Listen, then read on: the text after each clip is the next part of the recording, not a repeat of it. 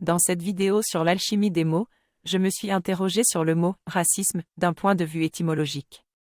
Le mot « race » était autrefois utilisé pour distinguer entre les différentes caractéristiques des groupes humains, mais il a été démontré que cela était faux et qu'il n'y a qu'une seule espèce humaine, partageant 99,9% de gènes. Ainsi, le mot « race » n'est plus utilisé et il n'existe plus de race humaine. Cependant, on peut encore poursuivre quelqu'un pour racisme malgré l'absence de concept de race, car cette personne croit encore en l'existence de différences entre les humains. C'est donc un véritable problème à résoudre. Dans cette réflexion, je me pose la question de savoir comment il est possible d'être raciste alors que la notion de race n'existe plus. En effet, si l'on supprime le radical « race », il faut supprimer également ses dérivés tels que « raciste » ou « racial ».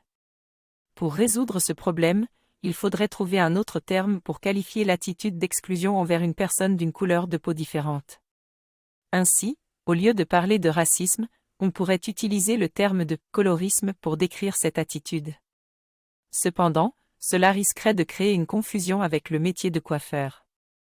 En fin de compte, la seule chose que l'on pourrait reprocher à quelqu'un qui n'aime pas les gens d'une autre couleur de peau est qu'il croit à quelque chose de faux et que cela se traduit par des actes malveillants. Le premier mot qui me vient à l'esprit est « con ».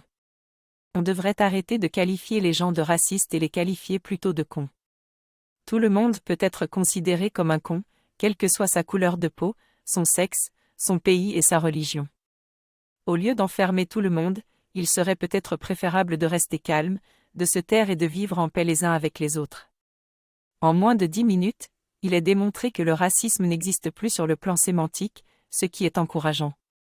Tous les commentaires sont lus et je réponds à tous ceux qui sont constructifs. Finalement, la seule vraie race qui a toujours été acceptée dans le monde entier est celle de l'humanité.